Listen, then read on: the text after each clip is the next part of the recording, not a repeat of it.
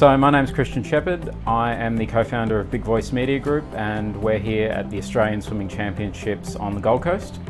So this is our first interaction with Amazon Prime as a production company, so there was quite an expectation of the product that we deliver, the image quality, the graphics, the production level in essence. So to meet that standard, we scaled up quite a bit from our standard swimming setups that we normally do with Swimming Australia. So for this production, total we're running 12 cameras. 6 of those 12 are BirdDog PTZ cameras, 3 P200s and 3 A200s. The A200s were probably the essential part we wanted for this event because it was an outdoor event. When you plan these events out, you have to plan for all weather types, and it's the Gold Coast, we're expecting sunshine, and as per normal, we were delivered 3 straight days of solid rain when we first started the event. So the A200s really earned their spot at the start of the event. Being able to operate as the rain was pouring, because the competition doesn't stop when it's raining. They still swim in the rain, everything still runs, so the cameras still have to run in that whole setup. So having the A200s, being able to clean the lenses mid-show without having to send someone around to go and do that, having anti-fog to be able to stop the lenses from fogging up, and the fact that they're just waterproof is just great. So for this event, we are a 60-40 production of 60% baseband SDI and 40% NDI. The NDI is being converted back to SDI for our switcher end, but the beauty about NDI is once it's in the network, we can route it to as many different destinations as we want. So when we've got TOs that require another feed, or they need help with judicial review or anything, we can route them a feed. Big screen is running off an NDI source that we can route whatever we want to the big screen without having to take up sources off our SDI desk. So the other setup here is we're set up ops on the western grandstand, but because we're facing east, we don't want any of the cameras facing into the sun, so all of our camera setup is actually on the eastern grandstand looking west. Now that threw in a bit of a distance equation with how we had to get all the camera feeds back and actually power everything that's sitting over on the eastern grandstand. So all the PTZs are power over Ethernet on the other side, and we're just bringing the signals back. So the NDI is really helping in actually transmitting that signal back there.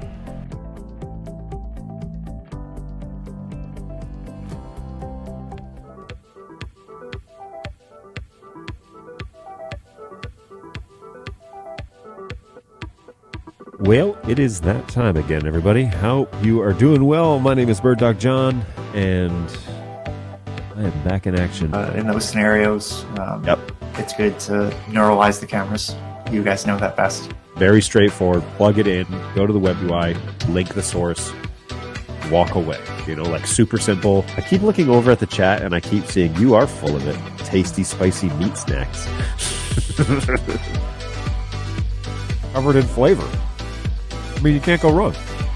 So what's going on? We've got a handful of folks here in the chat, and I really appreciate that. What's up, mate? Hey, Warren, how are you? Appreciate it. Hey, Robbie, how's it going, man?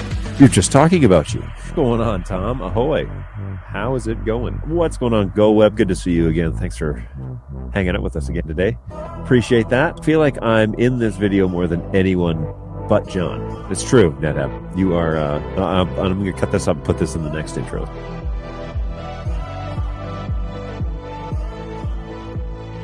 Yep, what's going on, everybody? I am indeed BirdDogJon, and we are back again for another round. Well, that was kind of a quick ending to that song, huh? I need to work on that fade transition. Evidently, that I need to figure out how in vMix I can do a video transition without killing the audio on the video. And I just realized my Stream Deck is also off. Hey, what's happening, everybody? I am BirdDogJon, and thanks for joining us for another round of BirdDog support. I think that's what we're calling it, right?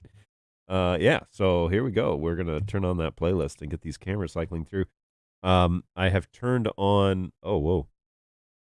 I've brought back my P200, which is now up in the roost, and I've been doing some updates on it here this morning, trying to get things kind of functional again. But it looks like now it's only giving me a blank screen, like the actual NDI stream is not going. So it's here in support for a reason. I'll put it that way. And so it may not be at its best.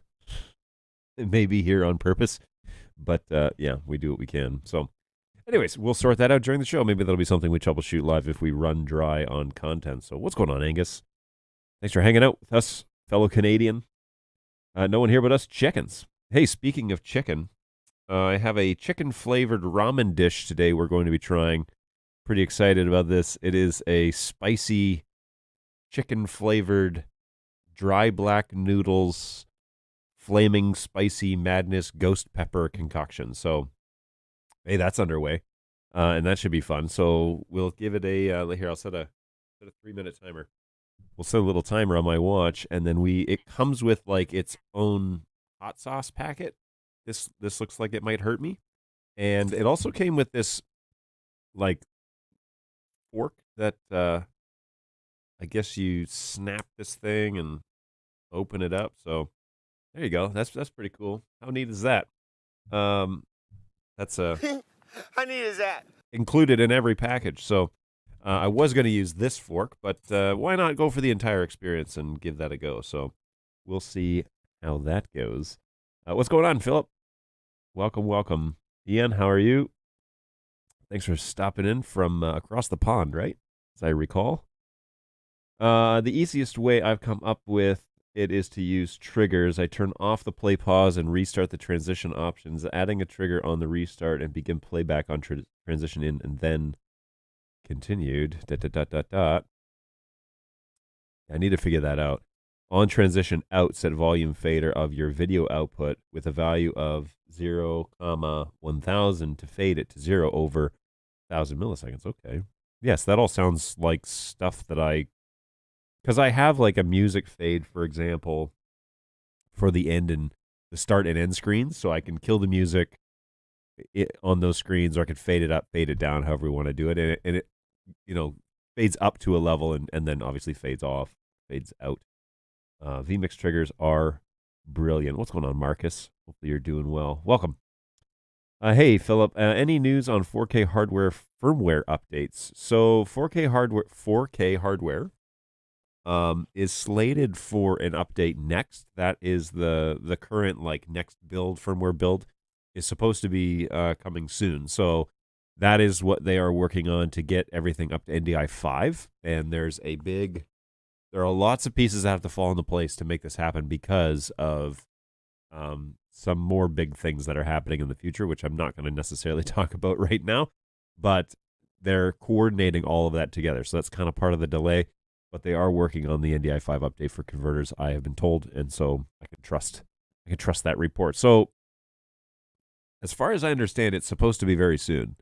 And I don't normally say that unless I'm pretty confident, because, you hate to promise something and that not be delivered for 8 months. And so I don't normally say it's pretty soon unless I'm pretty confident it's going to be pretty soon. So you should hear more about that soon.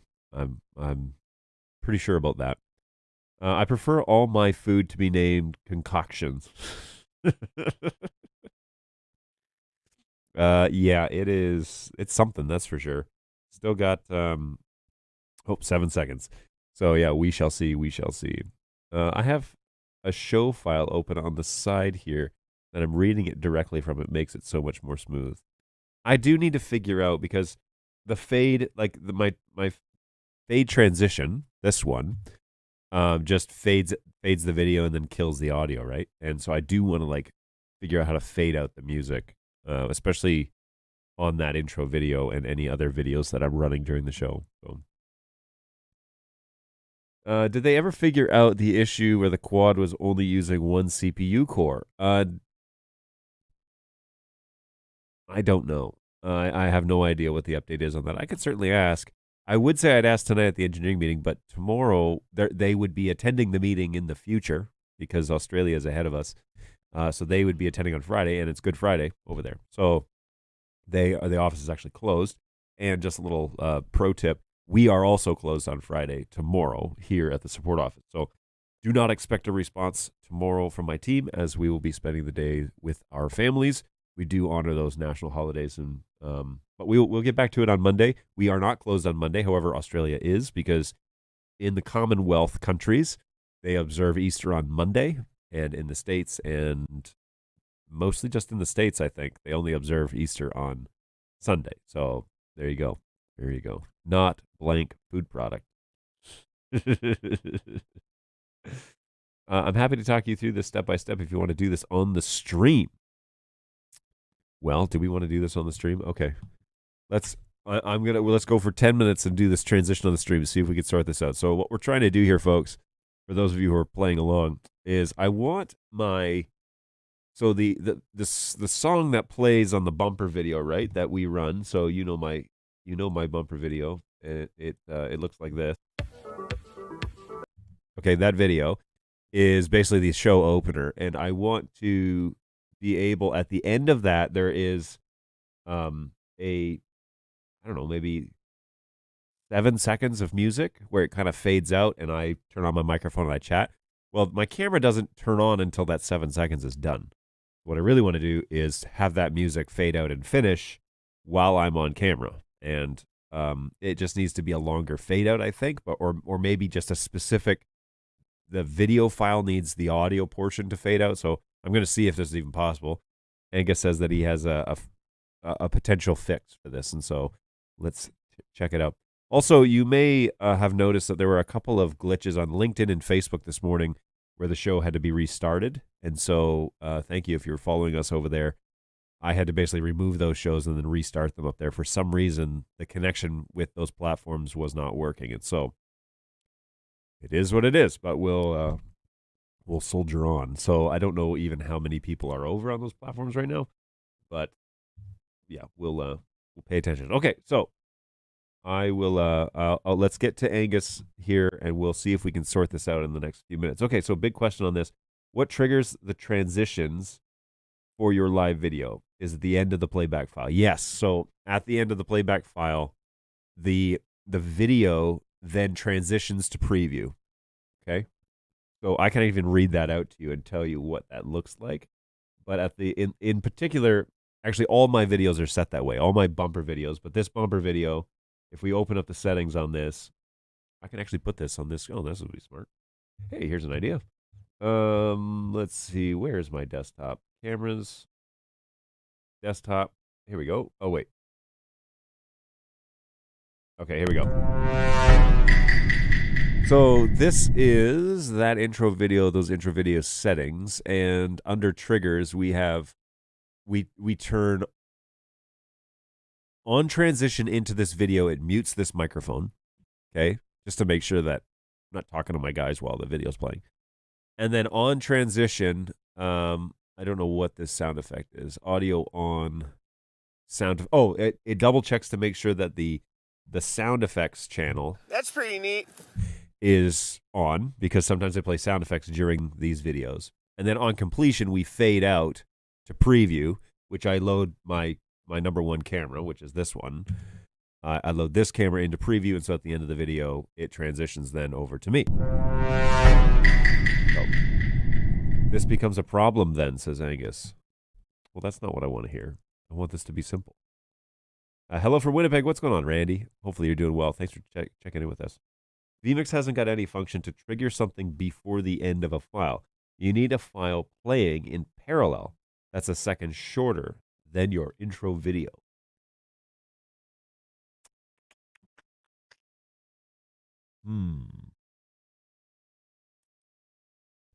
If I were to play the audio for this video on a different mix, would that do it? So if I was running this on a second mix, then this video file could output on a separate channel and continue to play while because the video would stop, right? Shoot, nope. It's almost like it needs to be playing on a separate out.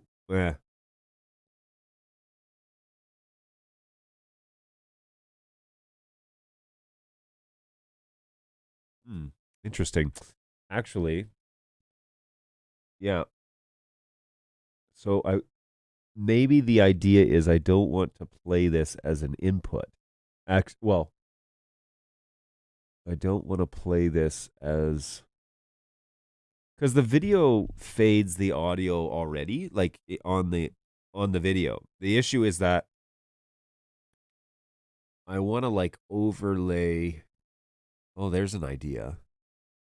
What if I had a trigger to overlay this camera on top of that video, and at the end of it, I fade my video on top of it and load this camera into preview. So then I have the option then, so when I'm running the video, I could also show this camera. And I could fade that on, but that would still, yeah. So, okay. So here's what I'm talking about.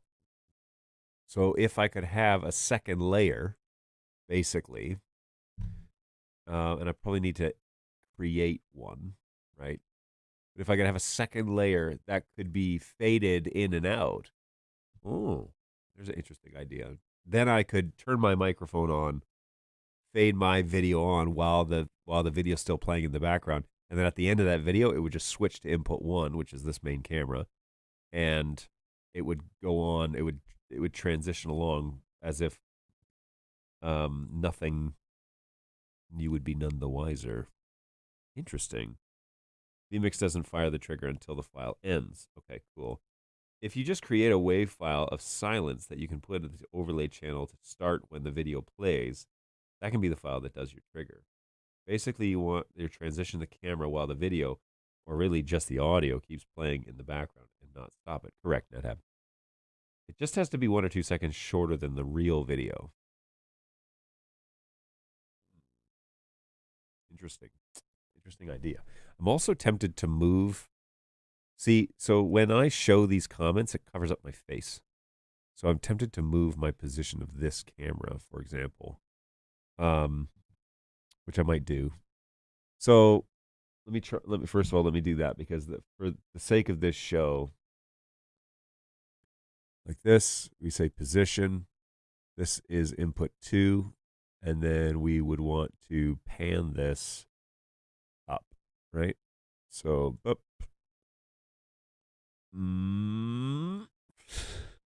Back just a little bit. Boom. And done. Okay, cool. I'm going to move me up here for now. All right, so let me see now what. Hopefully your words won't cover up my face. In Central, Joe has kindly given us a trigger that can fire 1 second before the end of a video. It makes things so much easier. You lose that abrupt ending. Yeah, and that's really like what I'm after, is just how do I lose that abrupt ending to the to that video, because I hate that. I'm such a stickler for that sort of stuff. I'm curious though. I wonder if I'm overcomplicating this, and I could just create an overlay on top of that video that could fade in and out. So this is that video that could just fade in and out. A secondary layer, layer 2, it's the main camera, right? And then triggers, and I could create a trigger. What could I use here? Could use that button, I guess. So add, not a fade. That was dumb. Delete this. Sorry, everybody. Transition out, overlay in.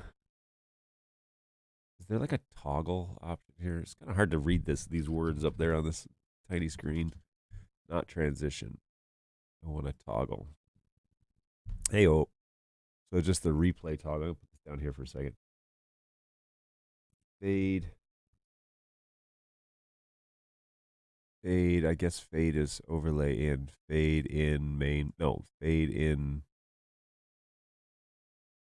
I don't want to fade in the actual input. I just want to fade in the layer. Let me think about this. There's got to be a way here. Because literally, I just want this camera to appear over the video, but let the video finish. And then when it finishes, the trigger then would just transition me to number one. I think it's totally doable. Logically, it makes sense in my head. Sadly, the vMix guys haven't put anything like that directly in the software yet. I don't think layers can be faded, only the four overlay channels. Since vMix can't trigger X seconds before the end of the video, you're stuck with just timing the transition number of seconds after the short of the video. And since you know how long the video is, I do think having a 1 second shorter file to play in parallel will be the easiest way. All right, map this out for me because I...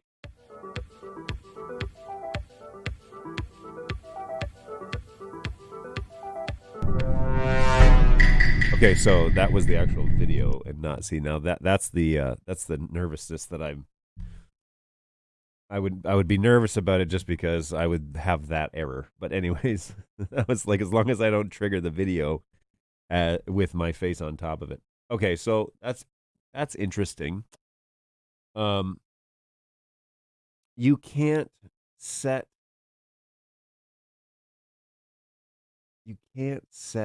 a overlay. Yes, you can. Overlay input 2. Overlay input to in.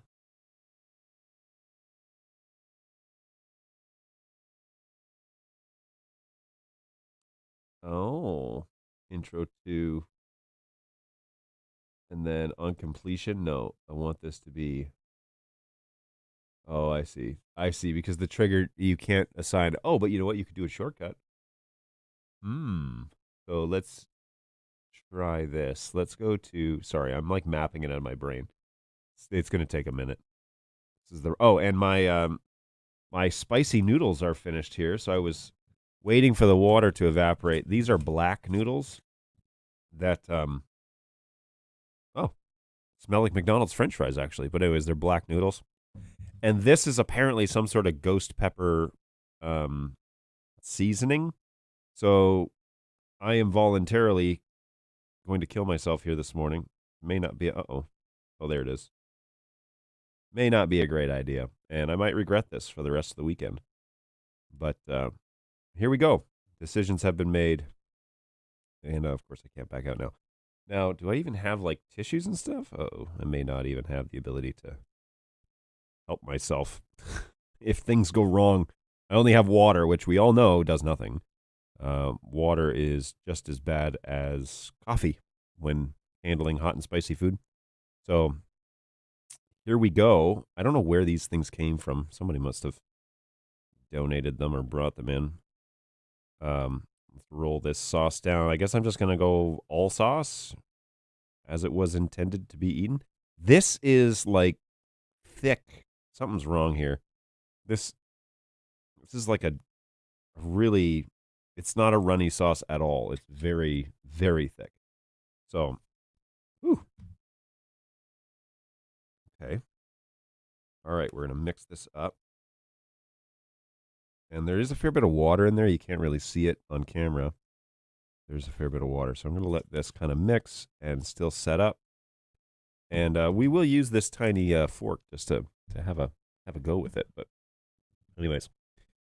So for example, your intro video is 4 minutes, 13 seconds long. Random selected. Create a wave file that is 4 minutes and 11 seconds long. Add a trigger to the video to play that wave when it begins. Add a trigger to the wave to set volume fade to the video to 0 over 1 to 2 seconds on completion. Add a similar trigger delay to the wave to fade to your camera. You can even add a trigger to start the playlist. I don't like starting the playlist. I want to intentionally start it because it depends on what I'm doing, but no, I appreciate that. So,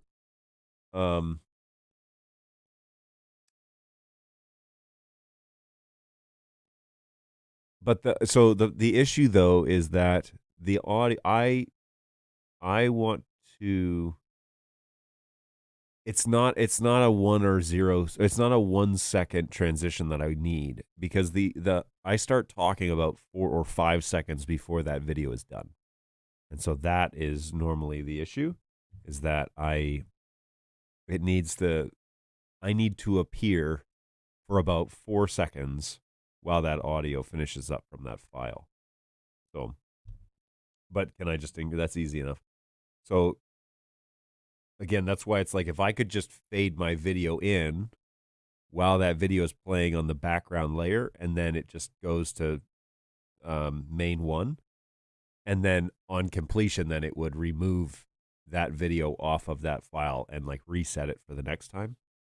That's, I think, what I'm trying to think about, because I do that already with videos. So when a video plays, it restarts on transition. So I set the video inside the preview and I hit cut or I hit fade.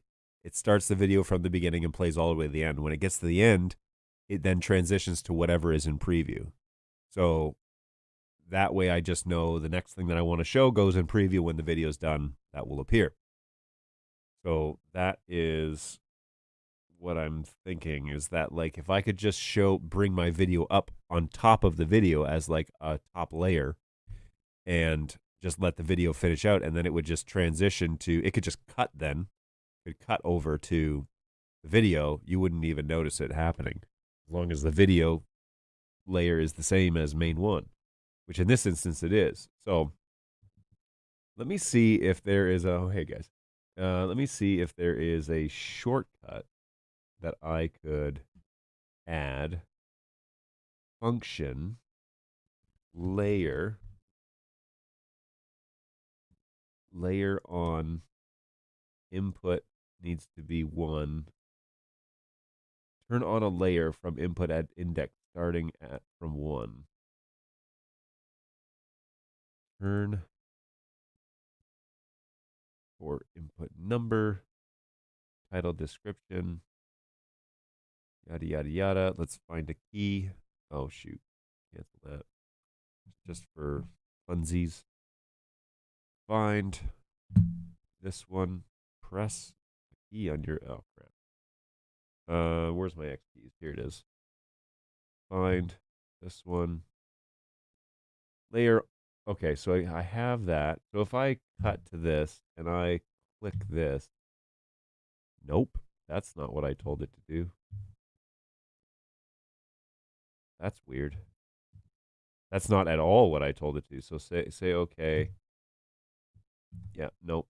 Nope, that's not what I want you to do. So that's very weird.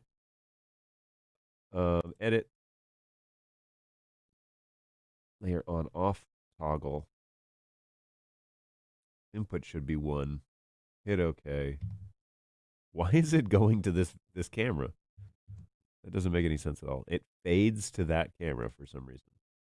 It's not what I put down at all. Maybe I'm using a button that I shouldn't be using. 120? Nope, it's not registered for anything. So let's edit this one.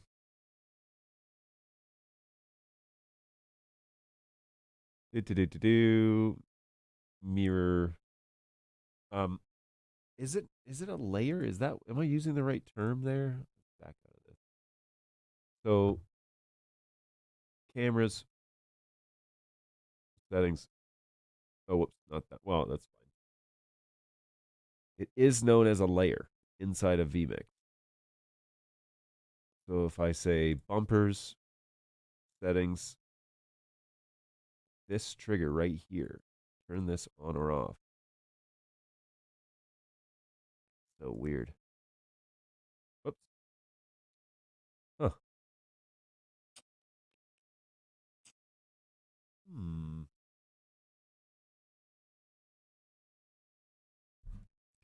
Sorry, I'm ignoring you guys over here. Layers can't fade, so you'll need to use one of the 4 main overlay channels to do that. You could also just set your video to not automatically mix audio and not stop when you transition away. That's true. That is true. I could just do that instead. So let's go back to my vMix machine. Let's just say none here for now. Let's not complicate this. maybe it's just the trigger action. So on transition, hang on. You could also just set your video to not automatically mix audio and not stop when the transition away. Where do I do that?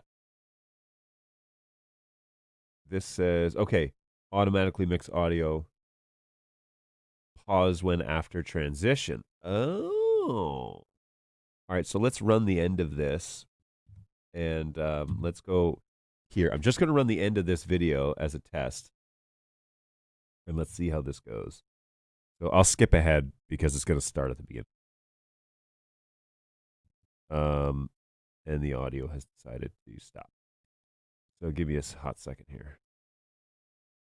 Oh, because it's not mixing the audio. Burnt. Okay, so then I've got to go to the, where are we here? The intro video. Here it is. BirdDog intro video, input 23. And so I would need to select this before I go and then cut. Yes, that is what needs to happen. Okay, so let's skip ahead. In this video more than anyone but John. It's true, NetApp. You are, I'm going to cut that. All right, skipping ahead. Oh, wait, sorry. Skipping back. Okay, so I turn on my microphone, and I would then crossfade into this, and the music finishes playing. Angus gets the gold star. That's what I want every time. And then if I cut over to that again, then it would start over. So the only thing is that it won't fade the music if I start it by accident. Well, right? it is that time. It is that time again, everybody. All right, so that's just a different way of executing that beginning of the show in my head, but it doesn't really change anything for me, and that's pretty much what I want. I just want that music to end. So just leave the music always on for that input. Yeah, okay. Yeah, okay. I'll do that. Cool. All right. Well, hey, that only took a half an hour. Hey, let's do something fun here and watch John have problems. And so let's do snacks on stream. John's just making up stuff to start drama. Look, I don't know. Look at him. Wish me luck, folks. It's my first Vegemite experience.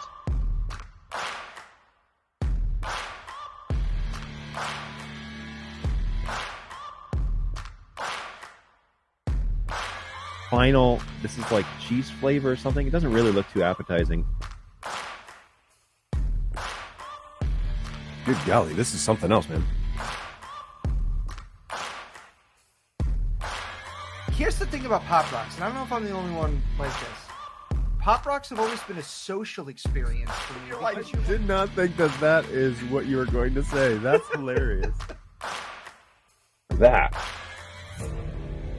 is awful. Oh, gosh, that's so bad. Jeez. Holy smokes, man. All right, here we go. A little snacks on stream. I could also set this up to do the same way that we just set up with the other video, because I'm always talking over the end of it too. So, anyways, today we have ghost pepper spicy chicken flavor, daring, dry black noodles, flaming spicy madness, no artificial color. That's unfortunate because this does not look very appetizing. So they maybe should have considered some artificial coloring because, yikes, it looks like it worked. Yes, it does look like it works, so thank you. That's very helpful. So I'm going to eat this. I don't really have any way of fighting the spice. So I don't know if I'm going to get through all of this today, but I've been putting this off for a long time. I was going to eat this with some BirdDog fellow employee, but nobody really took me up on that offer. So I'm doing this on my own. Got to say that I did it, right? But if it causes me internal combustion problems, well, that's part of the game, I guess, right? So here we go. Let's give it a try.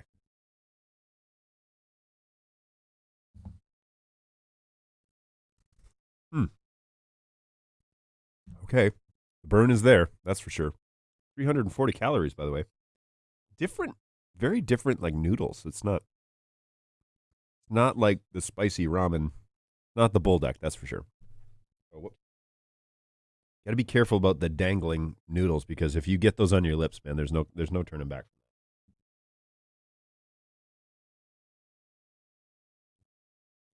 There's something missing here.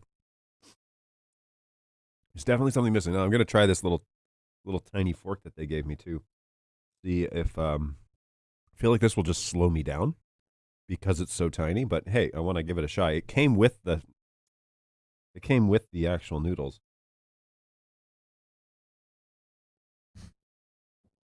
That fork is crap. No.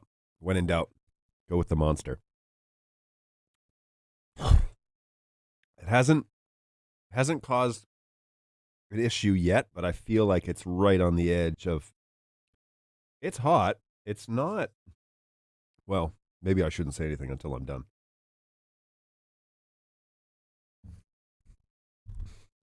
It's missing something though. There's something missing in that cup of noodles. I did find my tissues. It's not unbearable. It's just something's. It's not as it says ghost pepper on it. I don't know about that, man. The one-time spicy was spicier than this for sure. So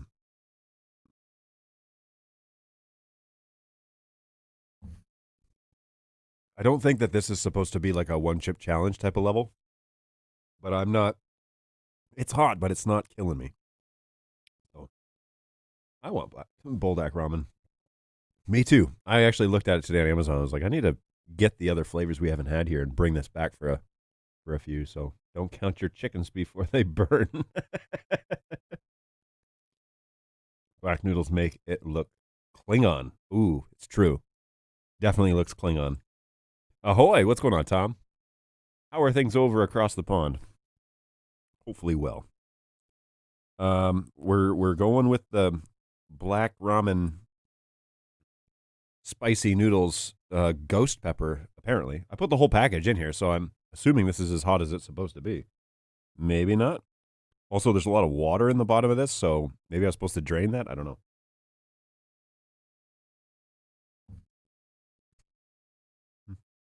Yeah, something's missing.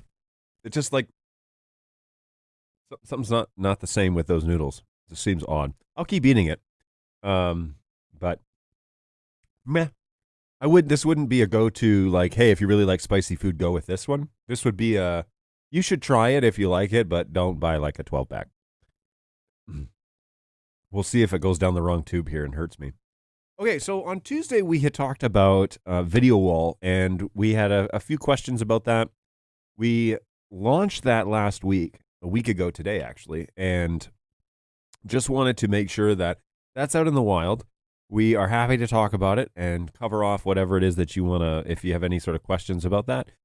Feel free to throw your suggestions or your NDI questions in the chat, because that's what we're here for. We're here to answer those questions for at least an hour, twice a week, okay? So you get 2 hours of just straight up FaceTime. It's basically like a webinar where you can ask your questions, and I'll do my best to answer them. So that is always on the deck for things to do. John always comes through and finishes the snack even when it's not good, aside from the Vegemite. It's true. There was one other that I was like, nah, I'm not going to finish that. I can't remember what it was. But it wasn't that it wasn't. Like the Vegemite, to me, I like couldn't eat that. It tasted like feet. But the there was one other that I was like, I'm not going to finish that. And was it the 2-time spicy? I think it maybe was the 2-time spicy. Maybe I have to redeem myself now that I've done all these and go back to that.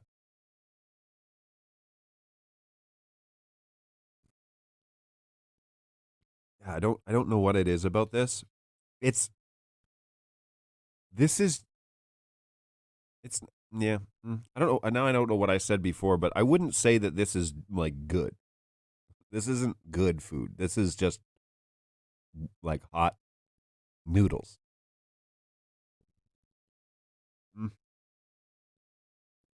There's an odd taste to it. Maybe it's like the preservatives they're using. But there's just an odd taste. Something doesn't sit right about this. Maybe it tastes like maybe like a manufactured taste. I'll look at the list of ingredients here in a second.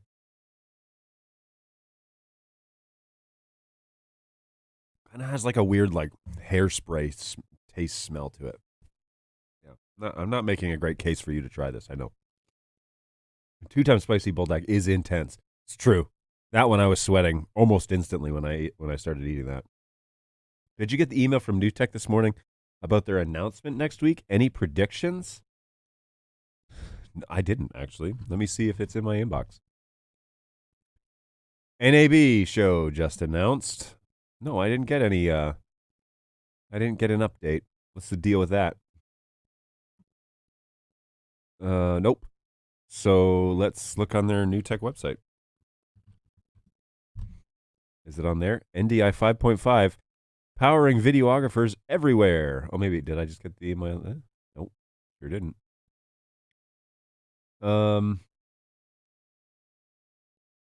Connecting at CES. They don't even have it on their website. What's the deal with that? So did NewTek announce it? Is it newtek.com? Yeah. Headed to NAB? Meet with us. Book now.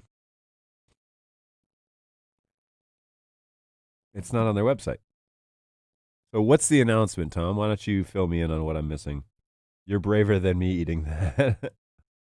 Oh, and then we have a YouTube link. Let me jump over to Twitch and check that out. Hey, Phil, how's it going? Welcome to the show.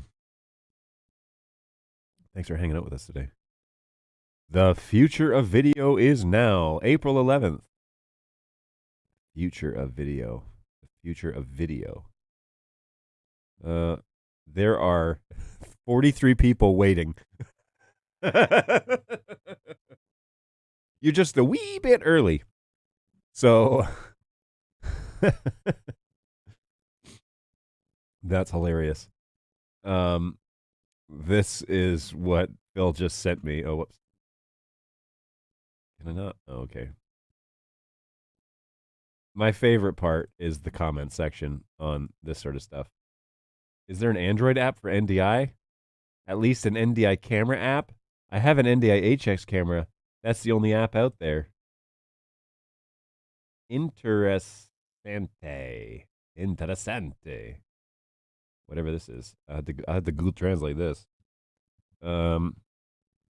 Translate.google.com. Translate from French to English. Very interesting. We are already waiting. Pretty sure this is 5 days out, right? Pretty sure. Hey, check this out. Recordings Stop it. just got better. I don't want to watch your advertisement. I already have StreamYard. So, Dan talking with NDI. Let's scrub this video. Let's see what's going on here. Look at this guy. Look at that. Glad to be here. He's glad to be here. When did this go down? A month ago. You can tell that I really paid attention because I didn't know that happened. Is that NDI 5.5 banner new? Because that's an ENG camera, not a PTZ in that picture. Really? NewTek. Yeah, I don't know. Interesting. I don't know much about. I don't follow NewTek and NDI like I should. Probably full disclosure. I need to probably figure out exactly what it is that I've got going on in the rest of the industry. But there's just so much stuff happening at BirdDog that hard to keep tabs on multiple companies. Okay, so that residual burn is not unbearable. It's hot, but it's not unbearable. It is not one-time spicy hot, that's for sure. Let's this is like dripping with water. I need to figure out a way how to condense these noodles so I can eat them without them getting all over my face. Hey, just FYI, if you're just joining us, we are closed tomorrow for Good Friday, as is much of the world. So if you submit a ticket tomorrow, we will be back on Monday. In the U.S., we celebrate Easter on a Sunday, so Monday we are open. So for those of you who celebrate Easter Monday, you lucky ducks. My previous country that I am still a citizen of, Canada, they celebrate on Monday too. So it's a Monday, it's a Friday, it's an extra long weekend. It's a 4-day weekend. But here it's just 3 because we are no longer a part of the Commonwealth, and the United States is no longer a part of the Commonwealth. I'm Canadian. And but anyways, they are not, and so they get Independence Day instead, which is, there's Canada Day. But anyways, Independence Day is on the books, and we take that day off, and depending on when it falls in the week, sometimes that makes it for an extra long weekend too. So anyway,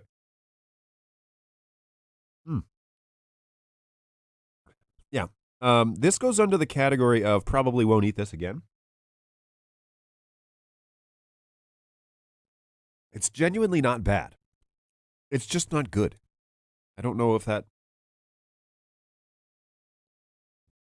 All right, I think that I'm going to call that pretty much done. Oh, we got another. Yeah, that's empty. Yeah. I've had better. That's for sure. I've had better. And I don't know about that one. So, mixed reviews. I'm going to say no. If you're in the market for... Are my lips like orange? Is that...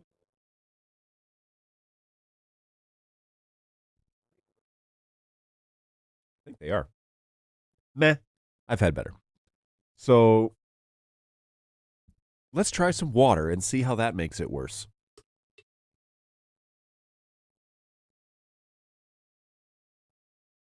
See, that's how you know it's not real, because water doesn't make it worse. If you have real spicy food and you drink water, it just spreads the fire throughout your mouth. That actually helped. It like diluted everything.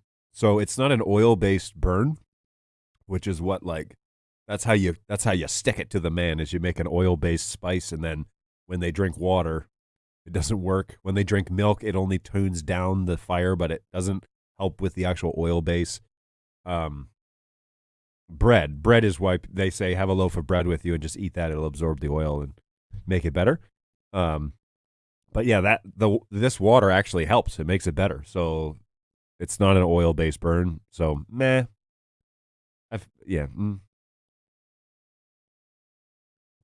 Isn't there a quote from Liar Liar where he says, "I've had better"? I'm gonna find that because I feel like that's applicable here, and we should totally have that as a soundbite. So I'll look that up while we continue to answer NDI questions. But meh to that, and there you go. That's my synopsis of that spicy snack. YouTube says, join us as we present a new business vision, brand and community initiatives, consolidating the growth from protocol to a fully independent technology company. Oh.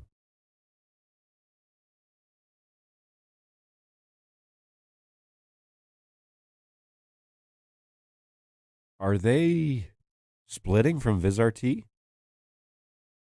NewTek is it NewTek or is it VizRT? Is it NewTek or NDI that made the announcement? So I guess they're just splitting NDI out into its own company from NewTek. They already did that. They did that 2 years ago. NDI.TV is its own entity under the VizRT umbrella, and then NewTek is its own entity under the VizRT umbrella. NewTek uses NDI to create TriCaster cameras, all that stuff, but NDI.TV is its own thing. It's like the whole licensing division of the company. So they already did that part. This goes under the category of probably won't eat this again, then proceeds to eat 3 more bites. Got me. That's true. Will activated charcoal absorb the oil? I have no idea. Wait a minute. Maybe look that up offline. Oh, yeah. I've had better. Maybe look that up offline first. Yes, I will. Don't worry. I know what the reference is from. I really just need Jim Carrey saying, I've had better, as he's looking in the mirror, laughing at himself. But yes, I won't Google the words "I've had better." We can say "liar, liar." There, yes, there. Okay, this is safer to look up. And then the one where he's talking in the mirror is the one that I want. Wait a minute. Maybe look that up offline.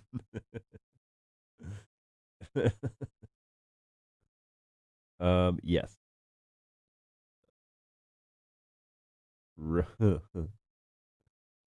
I will. I'll arrange that next time. I'll make sure that it's PG, because that's what we're doing here, folks. We're running a PG show. Nothing vile. Okay, we are 10 minutes to the hour, and I did start on time. I was tempted to start 5 minutes later today because I was making the soup, or this, whatever this is, and I was getting water and talking to my team and taking my time, but I still started on time. So I want to give you full value here today. Be sure that you feel like you're not shortchanged. And so we are going to go at least for another 9 minutes, but potentially longer as well. Richard. Okay, so I'm going to have to look that up. I'm going to have to figure that out in a minute. Anyway, so yeah, let me know what is going on, and we will sort out any sort of NDI questions that you have. And if you don't have any, happy to talk about anything else that you got going on. I gave a webinar yesterday to one of our distributors who are selling our products. They want to become more familiar with the BirdDog line and what offerings we have. And so that was really great. And they sent me the recording of it too, so I can kind of refine my presentation. I did feel like I spent an hour and a half just talking like crazy, just like going through as much of the stuff that I possibly could. And at the end of it, I was exhausted. And there wasn't a whole lot of feedback in terms of stuff that I didn't cover that they wanted to know. So I had to ask one of the sales guys was that what they wanted? Was that what you wanted? I didn't get any real feedback as to how that went. And he was like, yeah, it was odd that nobody said anything, but I guess we covered enough to keep them busy for a while. So we offered to do another one. Just, hey, think about it. If you have any questions that come up, we can cover those in the next one. I don't know when that is, but it was a great little webinar, and I feel like we covered some serious ground because it gave them a full insight as to how NDI was designed, and over the past several years, how it's kind of evolved, and then where we currently are today. So it was good. And I think we need to do more of those. I think we need to do more webinars in general as to let's talk about NDI and just tell people how it is in terms of start answering questions, start pulling the curtain back a little bit as to here's how we really would prefer for you to use this device. But it's not a hard and fast rule, but it would be great if you did. And just helping people out, getting off on the right foot. I actually don't think that people one of the pushbacks on some of that, talking about network stuff, is that, oh, well, you're going to scare customers off. Actually, if you tell people how to do it correctly, then I think they appreciate that more, because they also want to do it correctly because they want the benefits of NDI. But if you don't tell them how to do it correctly, then it leaves it open for people being frustrated down the road and owning a bunch of equipment that they don't really prefer to use. So it's kind of in our interest to do the actual, training up front, or provide it on a regular basis. Let's talk about networking. Let's talk about NDI. Let's talk about BirdDog, and actually go through that stuff. And so if you're interested in that sort of thing, if you're interested in the market, in the manufacturers, in even just BirdDog on its own, producing and making those sessions available online in real time, like what I'm doing here, make that known on social media channels. Tell people, don't just tell me, but tell people that that's kind of a desired thing, because we need to be pushing that as this is what the market wants, so that they can use the protocol more efficiently and effectively. And so features are great, but we'd really like to know, how to do it. And if you advocate for that, the more people that advocate for that in public spaces, the more likely that will become available. And my danger is the people that come to those sort of integration webinars are not the people who are salesy. It doesn't need to be a sales pitch. It actually needs to be technical, which is what I'm doing here. I mean, we talk about vMix, or we talk about networks, or we talk about video wall, or we talk about certain things, and we get into the weeds about it. I'm not selling you on this. Personally, I don't care if you buy it or not, but I want you to learn about it, because if you learn about it, you might realize, oh, this could really fit in what it is that I'm doing. And so if you can integrate it into your own production methodology, then that really works out better in your favor, because it makes your productions better. They posted a video for NAB, I think it was on Instagram or something like that. They posted a video, and it just said, every year we come to NAB to learn how to do our processes better. People are thinking 5 to 10 years down the road, and they want to figure out, how can I do this better? And so when you first start out, you stumble through it, right? And you've watched the evolution of this show, for example, where I was running out of OBS, and I was running I was running out of Streamlabs OBS way back in the day, out of my home office, single camera shot.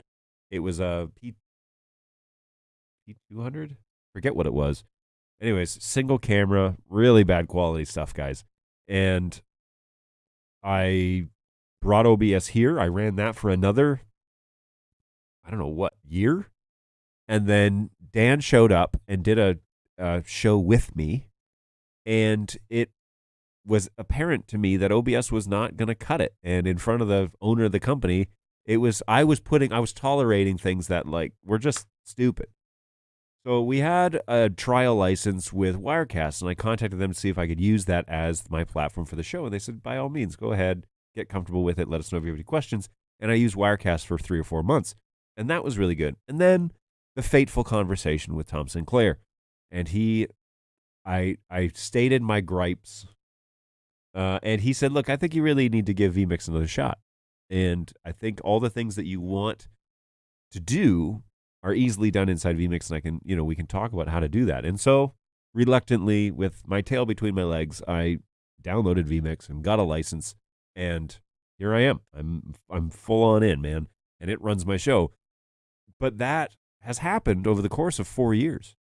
That whole evolution of the show, the lighting, the color, there's always little things that are changing. The microphone, the sound quality, whether I'm doing wireless stuff with my little LV2 and my Rode Wireless Go system, or I've got my X keys, which was sitting in a box for 2 years, by the way, or 3 years.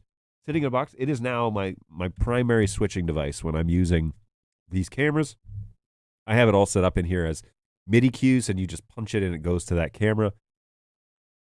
It really has changed the way that I operate, and the system has evolved over time. And I add the pieces that work for me.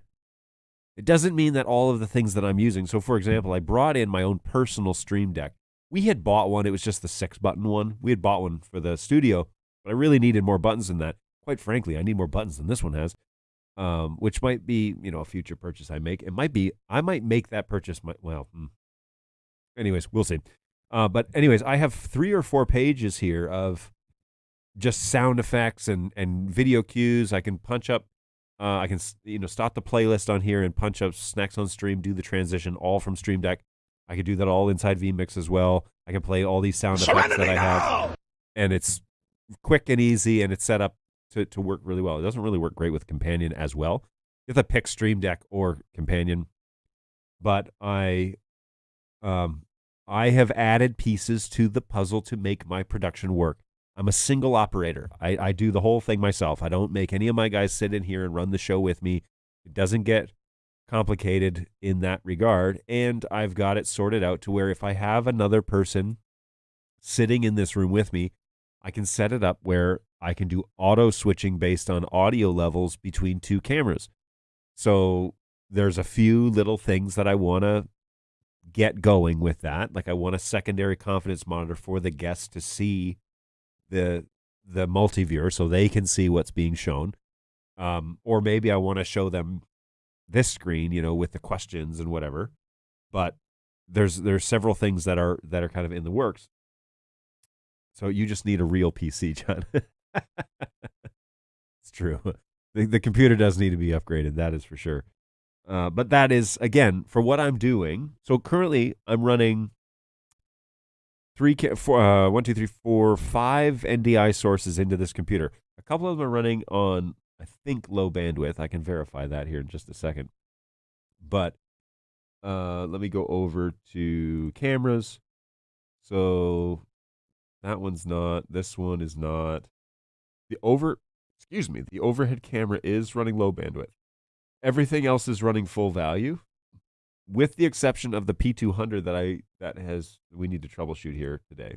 So right click on this. Let's take me to configure source. I'm going to throw this up on the second monitor just so that we're all ready to go with that and I don't forget to do it. But vMix is running multiple NDI sources into it. I have 2 gigs going into this computer. The CPU is not maxing out right now. Matter of fact, CPU is averaging at about 55%, which is impressive because that's not normally the case. It's normally overloaded. But after an hour, and the show has been live for an hour and 3 minutes, after an hour and 3 minutes, the CPU seems to settle down. And I'm running Chrome, and I'm running VLC, and I'm running vMix, and I'm running Zen NDI no audio indicator.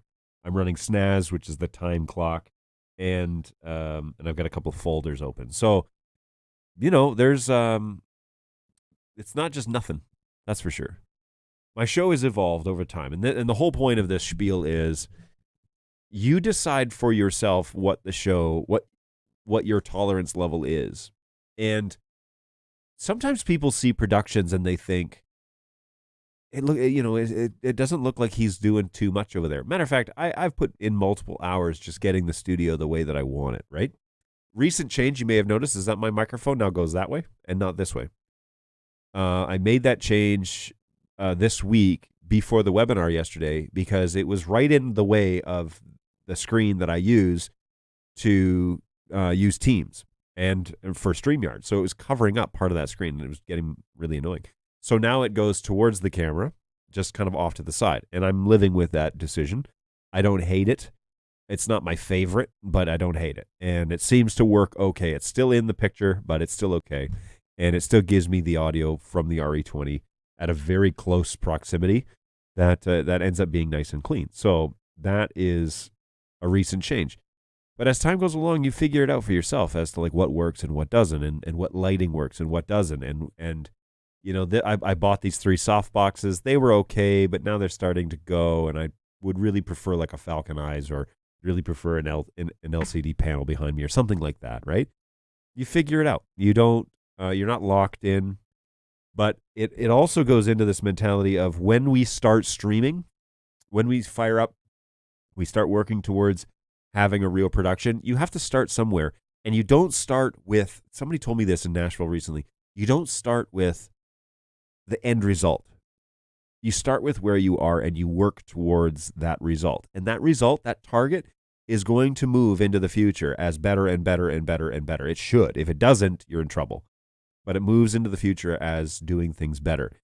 And as you pursue that target gets a little wider, gets a little further away, but it also gets more detailed, and it gets a little bit more honed in, and it gets a little bit more sophisticated, and it gets a little better. The end result always becomes better as you're progressing forward. There's 2 dangers here. The first is assuming that you're going to get to that target when you start. Hey, this show has taken 4 years, 3 or 4 years now, to get to this level. And I'm not going to say it's a great level. I'm saying it's a whole lot better than what it was when I started. Okay? You can still go on the knowledge database and find videos of me standing at my standing desk in my office and doing training videos on the knowledge database showing how to do certain things with your products. Okay? They're still out there. I had less gray hair back then, 4 years ago. But it wasn't the quality that is this video and that is this studio. So it evolves over time, and you make adaptations, and you invest a little bit here and a little bit there, and you make it better over time. So the first mistake is assuming that when you start, it's going to be as good as the guy that's been trying for 10 years, okay? You're not going to get to Tom St. Clair's studio production. You're running vMix and multiple cameras on the first try. You just aren't. Because if you try and go that route, you're going to be disappointed. The other danger is not recognizing that the target will move and will move away from you. And that if you find the target is not moving away from you and getting more defined, you're actually not working towards a goal. So, great example here is houses of worship that put their streams online, right? And it's a camera, it's in the back of the room, and that's it. And it's just they pipe in the audio and they pipe in the camera and they put that up on YouTube. That stream is primarily for members who are not able to attend, but wouldn't attend elsewhere. So they still, maybe they're, homebound, or maybe they're in the hospital, or maybe they're in hospice care or something like that. They still want to be a part of their church congregation community. So they poured in and they watch through a window what is happening inside the auditorium. That's what that is. The next actual level of streaming, though, is engaging the audience, recognizing that the audience is participating with this community through the live stream. And bridging that is a very difficult thing to do because that's not organic for houses of worship. It's actually not organic for very many, unless you're talking directly to the customers or to your congregation and you're answering their questions in a live format. It's really hard to bridge that and make people on the outside feel like they're on the inside, okay? But how do you do that? Well, first things first is you got to get down out of the rafters and get in front of the presentation that's happening. So if it's singing, if it's music, if it's bands, if it's pastors, if it's ministers, if it's preachers, if it's elders or deacons or whoever, you got to get in front of those people and you got to make it almost eye level to what it is that you're experiencing. I'll caution you here. Mounting a camera in the back of the congregation is level one of a several level option. Mounting a camera on the back wall in an auditorium is only level one. That's base level. That's only slightly better than putting it in the rafters, okay? Putting it on the back wall and zooming all the way in with your P200s 30 times optical, it's not a great, it still gives a distanced effect. It doesn't bring the viewer in close to feel like they're a part of the engaging content that's happening. So it happens in multiple levels. Live streaming stuff happens in multiple levels where you, sorry, I just had to fix something. So it happens at multiple levels where you have to think through the process, but then decide how are we engaging with those for the purpose of the stream. I work with a congregation down in Tennessee that has a lot of their primary purpose is to get content onto the web. And they recently changed from having a camera mounted just above a doorway, having a camera on a tripod with a really great lens on it that has the ability, that has a really great f-stop. And so they can mount this thing. They put this still at the back of the room, but the f-stop works in such a way that it does blur the background a bit from the speaker naturally. It's not one of those zoom effects like blur effects, right? So instead it blurs the back a bit and it provides some focus on screen. When they had those, they had just some generic PTZs before. They still have them, but they had them. The f-stop, the lens on the thing could not do the blurred background thing because they were just mounted too far away. They may do it if you mount them closer, but they were mounted above a door frame and shooting directly at the stage. Whereas this new one was on the ground on a tripod at eye level, basically, and then framed correctly so that when the lens sees the person, it auto adjusts and, the person is in a nice frame, but also the distraction of what's happening, all the detail that's happening in the background of the shot is kind of blurred out of focus. And so that that's not where your eye is drawn in the frame. So that's like step 2. They're on the ground. They're still in the back. I'd like to bring that camera a little bit closer. I'd like to bring other cameras closer. Their audience is actually fairly small, and their intention is not really to bring a lot of people into the actual recording space. And so the recording space needs to be thought of as not as a auditorium, but as a studio. And that conversation we're currently having about, we really need to talk about, though, this is not a auditorium. It's a studio. And everybody that walks in here, we need to welcome them to the studio, not welcome them to the church, because people get in their brains that I'm walking into an auditorium that's going to have seating and, I don't know, pews and hymns and hymnals and somebody's going to pass the plates and what. That's not what this is. This is a recording studio, and that's the primary function of it. So working along and that's what their focus is. That's their target. That's what I mean by the target gets more and more defined as you start defining exactly what it is that you're doing. But you don't get to the end result first. You get there later. And people need to be okay with this is not an instant turnaround. People say like, well, I've had these BirdDog cameras, but why doesn't my stream look very good? It's like, there's so much to that sentence to unpack because it, what do you mean by good? Like, what do you mean by that? So for my spiel today, that's kind of where I would leave it is be sure that you're defining the vision. Don't give up on that. Don't say, all right, it is what it is. I know so many churches that are just like, all right, that's what it is. That's as good as I think it needs to be. That is a death sentence. Take the cameras down, shut the computers off, stop doing that. That's a waste of everyone's time and resources. Don't do that. Don't stream. I know churches that have stopped streaming after COVID because they said most of the time it's just giving people an excuse not to come. Well, what's the point of the stream? What was the purpose of the stream? To be available during COVID or to have a separate specific offering in your community? So, what does that mean? What does it mean? Be sure that you define it. Be sure that you're continually asking that question so that it keeps getting better. When you stop asking, it stops getting better. Time to shut it down. Rant over.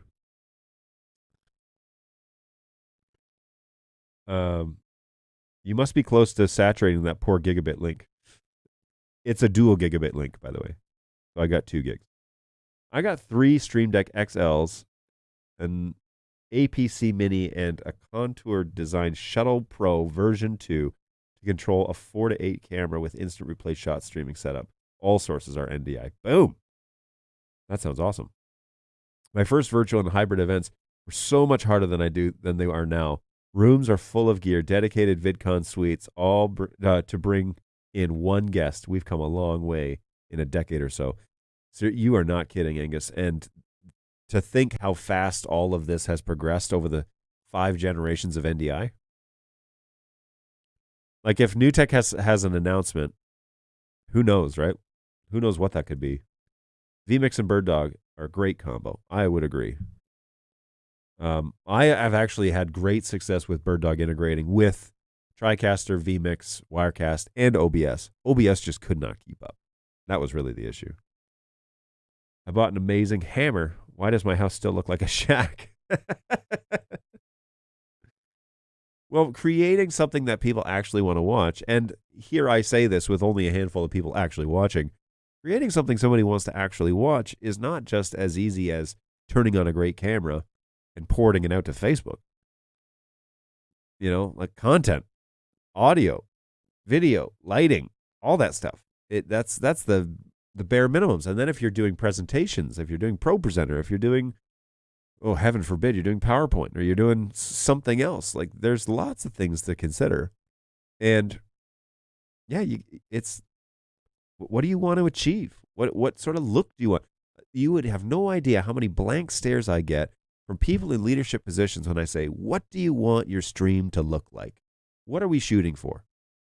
I get so many people in leadership positions that are like, but they're the ones that are saying, we got to stream.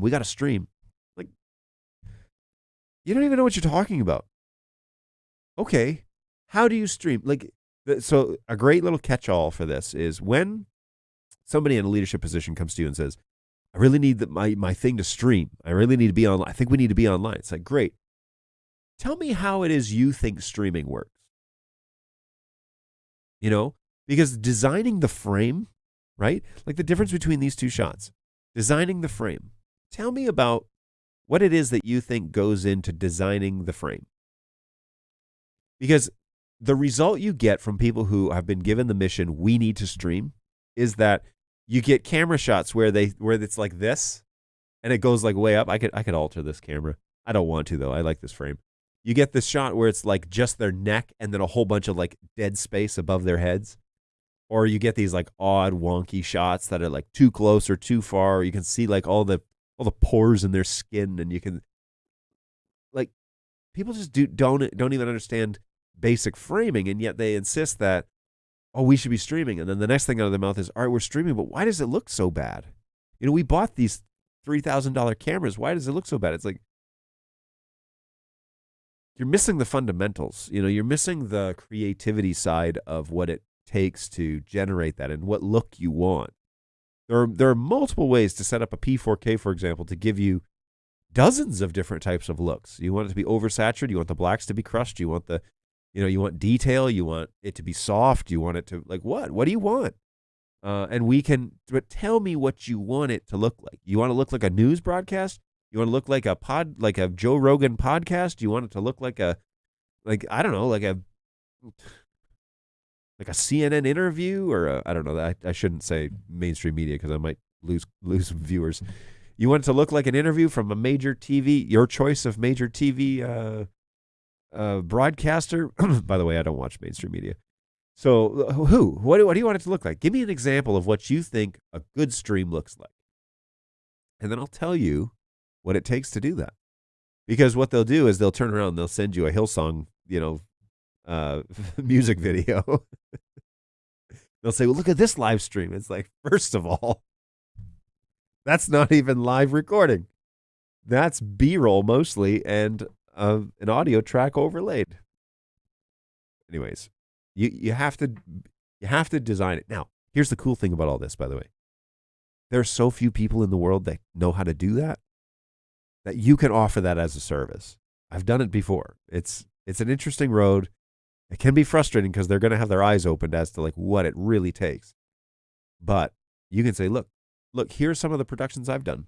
And here's what I know it takes to do those things. And here's how much it would cost, and here's how much time, and here's how many people it takes to pull that off every time. You can offer that as a service to, like, I can help you get there. And people might pay you to do that. So, there you go. Every single time I do a show, I try to do it as a little better than the last time. And that's true. That's what we're up to, right? Like, we're refining things. Today, we're working through vMix, working through my intro stuff, trying to figure out, how do I get this music to continue to fade out while and we did it. We have a method. So, boom. Storytelling is, or otherwise, why would my clients hire me? Why even show up? Storytelling is the key. What is the story that you want to tell? And that is sometimes the danger, even with this show, right? If I show up and I really don't have anything to talk about, and I leave it up to you guys, well, you guys might not have anything to talk about. So, yes, storytelling is key, and actually a gripping story people will listen to even if it's not applicable to them. Isn't that weird? Isn't it weird that, like, if you're good at telling stories, or you're good at explaining why, for example, why would you choose a P240 over P200?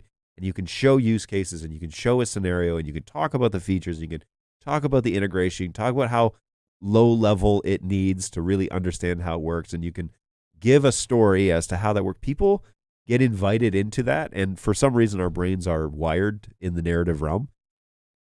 And so people get sucked into that sort of stuff, and they listen, even if it doesn't make much, if it's not going to mean anything to them after they're done listening, which is why podcasters, for example, especially video podcasters, have huge followings, and they watch over and over and over podcast after podcast when it doesn't apply to them at all. It may not make any sense, but this person's a really good storyteller, or he's a really good, he asks great questions, or he listens really well and then follows up with, interesting, let's dig a little bit deeper on that, and let's, a good interviewer. People will tune into that even if the content is not really applicable to them. It's crazy. What is the story that you want to tell? It's a great question. I was delighted recently when a client actually opened up with a discussion about how they wanted things to look. They asked for examples of what I've done, and they were very happy with what I offered. Boom. There you go, Angus. Yeah. People, when people ask me about, who are you? It's like, well, twice a week for over an hour, I run a show talking about content that really isn't for everybody. And my job is to grow that channel and to get people interested in it and answer their questions that they have. And I do that with consistency. Here's what it looks like. Here's a link to the channel. Here's a link to the most recent show. and I do that on various types of cameras. Here's a show that I did this on a $3,000 camera. Here's a show that I did on an $8,000 camera. Here's a show that I did on a equipment totaling over $15,000. As we go around PF120, PF120, P4K, P200, vMix, computer, on and on. So there you go. I don't think that this is the issue. The fundamentals of we need to stream is what we are trying to do. How will it benefit your objectives? Not framing, editorial style, etc. Streams are events. This is the basics of event organizing. What is the audience and objective of that event? Here's the thing, though. My pushback on that is it very much so matters about how it is you plan to present. And if you're going to have an event, we need to stream. Okay, well, what are you streaming? You're streaming, this content. Okay, let's just say the content is engaging enough. If it looks like crap, or if it sounds like crap, it doesn't matter how engaging it is. No one's going to watch that. You might watch it because you absolutely need the information. But that's kind of a rare thing. People have so many options nowadays to decide what it is that they're going to watch and how they're going to ingest information. That if I produce a grainy or a video that has terrible audio, or it's not engaging at all, or this content I'm all blown out and it looks terrible, even if my audio is great, it looks terrible, people are going to lose interest. They're not going to take me serious when I talk about how to do NDI properly if everything looks and sounds like crap. And so same thing goes for, community groups, or same thing goes for houses of worship or whatever. It's like if you have a great message, but the way that you're portraying it is unengaging, it doesn't really matter how great the message is, to be honest with you, because nobody's going to watch that. They have so many more opportunities, and you get into this gray area where it's like, well, then the content is not for them. Wrong. The content is for them. You're just not delivering it correctly. And this goes into it's on me to fix it, instead of it's on them to be interested and tolerate what it is that I can do. So there's like this balance between, you absolutely need engaging content, or a good story, or something that people genuinely want to tune into. But equally, I think at least 50% equal, if not more, delivering it in a way that shows that you take yourself seriously is absolutely critical to the success of that event. 100%.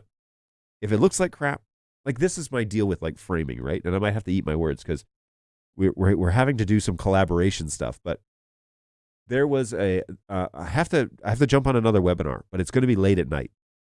They said you can just do it from your home. It's a Saturday night. You can just do it from home. And I was like, no, I will drive into the office and do it from the studio, because my home, I have an exercise machine, a rowing machine in the background, and it's my office. It's where my gear is. It's one of our guest bedrooms. And no, I'm not going to pretend like I'm not going to expect people to take me seriously on a live event if I don't come into the studio and run it properly. And that's just a me thing. I expect this of myself, and I can be framed correctly. And I've got multiple cameras, and I've got proper lighting, and I've got a good microphone, and everything here is set up for that function. So I'd rather, if I have a choice, I'm going to come here to do that show. If I did it from home, people might still tune in because the content will be engaging, but my portion of it will not be as good as it could be. And that's the difference between this studio and my home studio. Is I do virtual meetings at home. I meet with the Australians all the time, off hours. Well, I don't know if I even have off hours at this point. I meet with them in the evenings, and that's fine. But when I'm engaging the greater NDI community and just the world at large, this is where I want to do that stuff because it's set up properly, and that's where it is. Sorry, I kind of went off on on the side there. If that's what they want, I'm available for hire, but I have to get paid in money. As long as the audio is good, Tom says, this is the way. This is the way. You guys, I love you guys. This is great. If you don't know where you're going, any road will take you there. If you don't know where you're going, any road will take you there.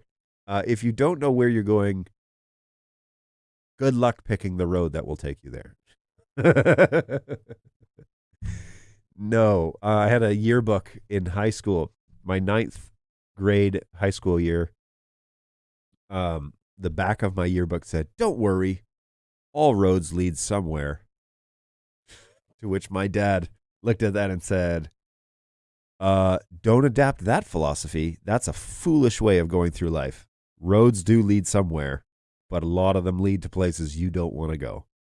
And truer words have not been spoken. So, yeah, you need to, if you don't know where you're going, if you don't have a target, define the target, and then we can help you find the right road.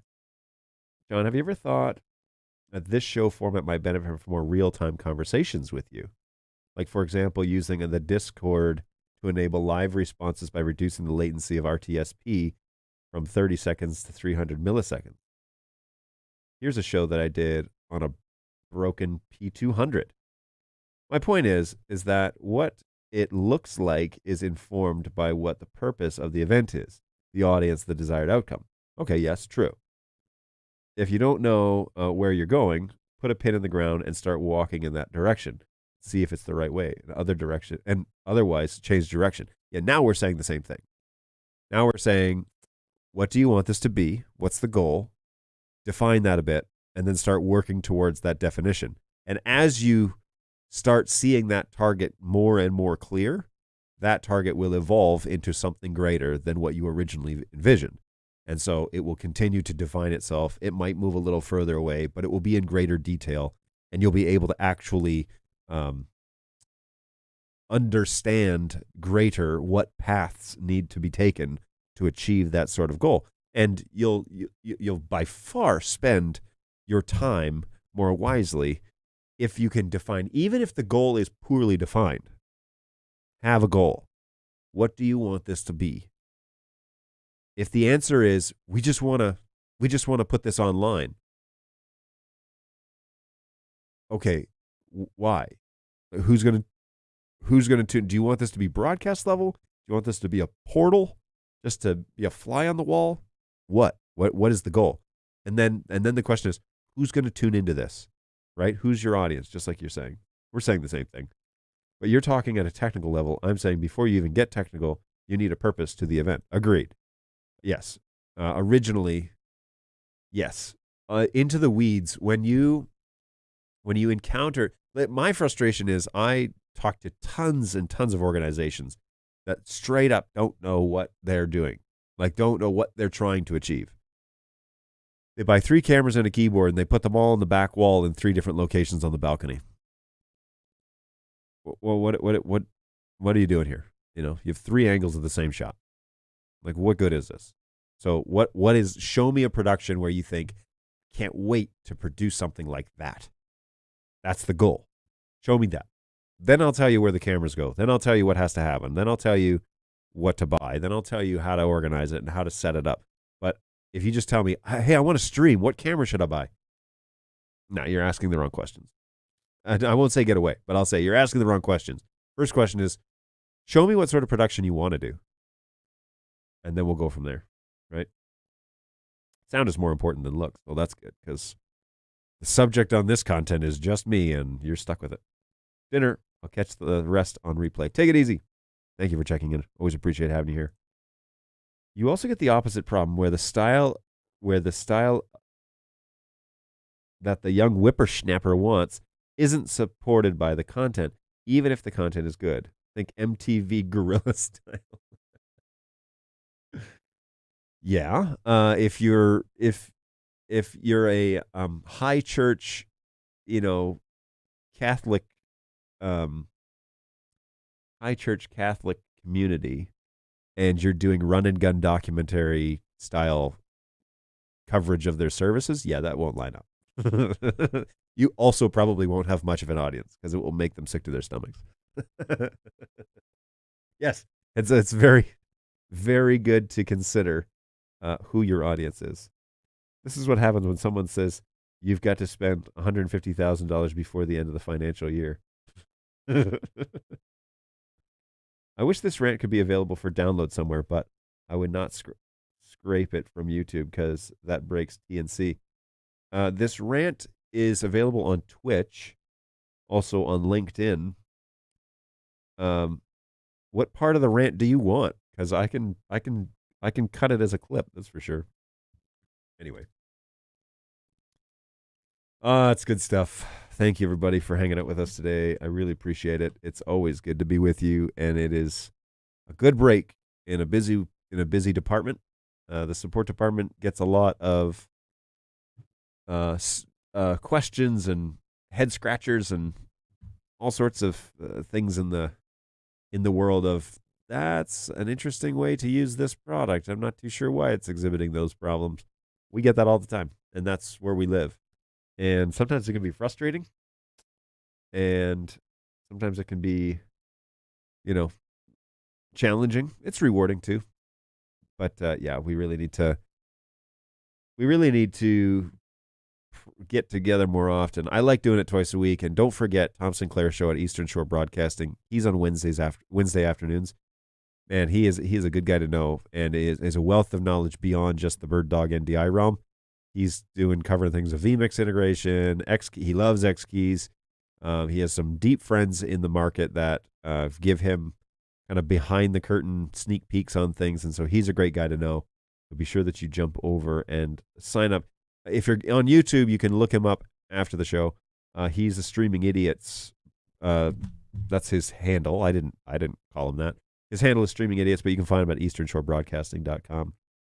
And the link to his show will be on that site as well. So be sure you check out Tom, and of course come back here twice a week, Tuesday, Thursdays, 11 to at least 12 o'clock. We're up to 12:30 already, so that's pretty great. And of course, as always, be sure that you check out my support channel at BirdDogJon.tv. Last time I checked, we were over 200. That number kind of goes up and down based on I think people just like to troll me.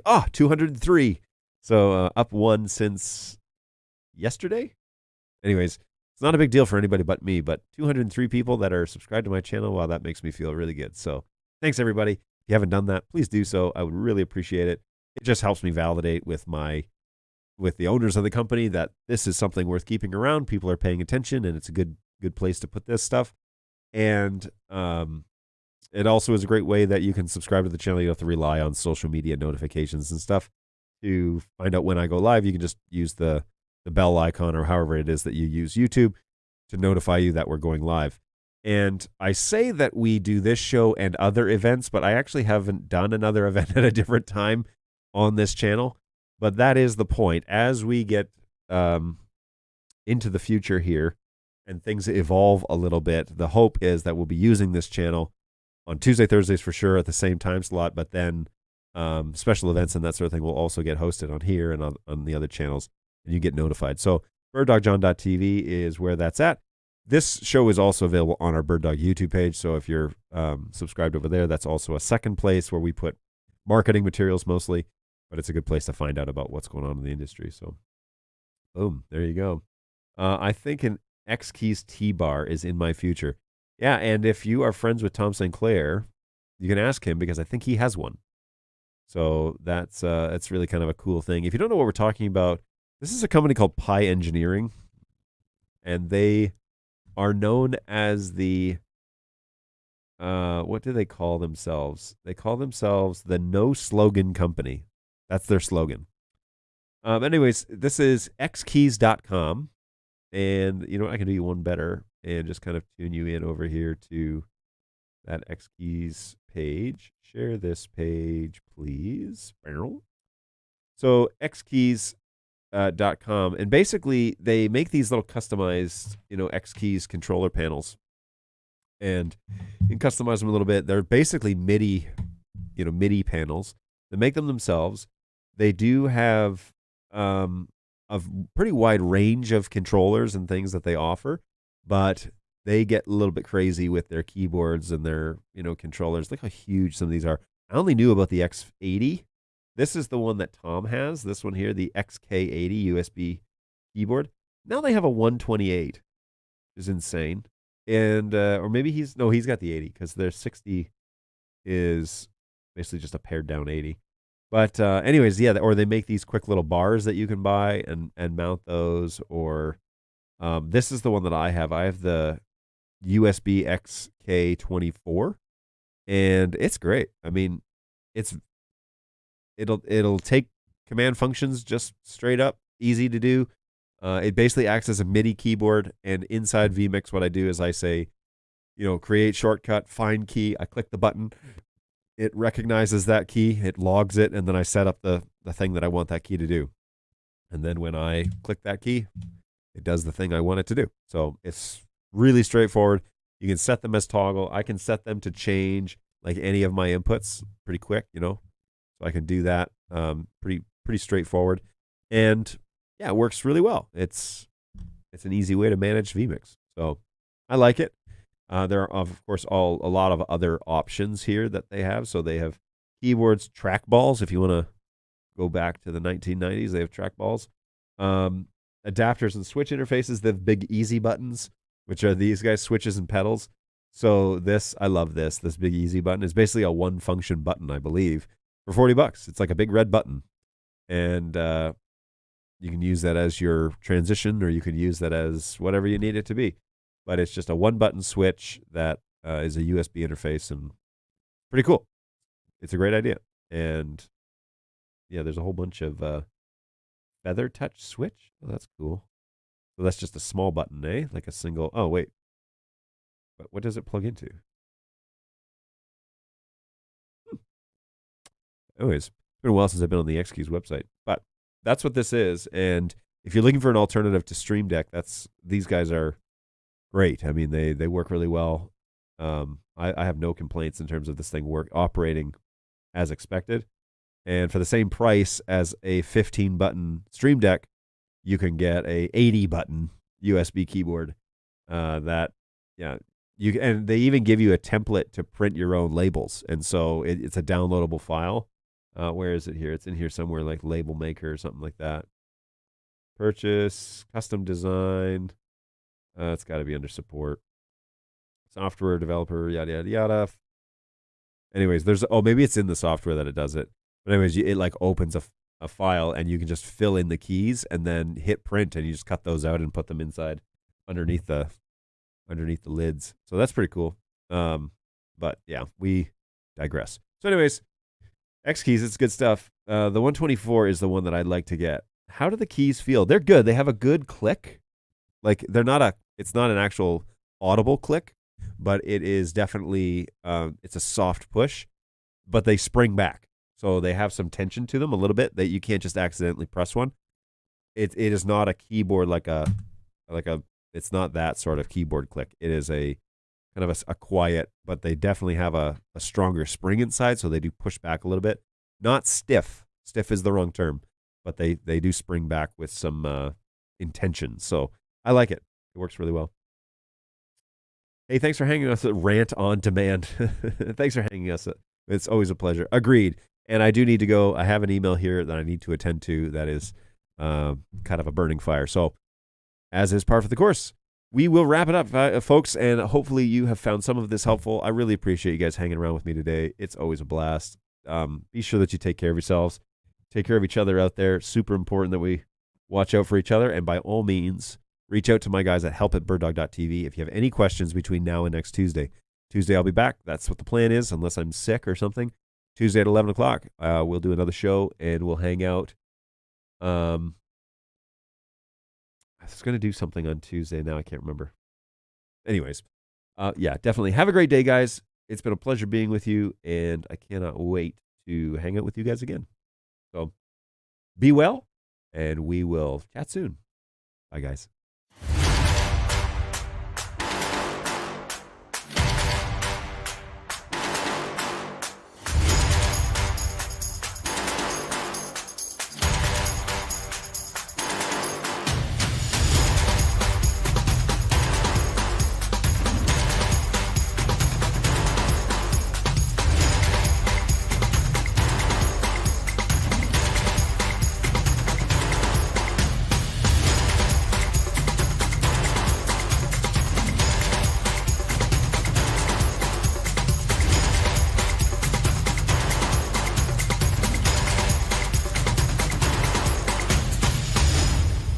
Hold on to your butts.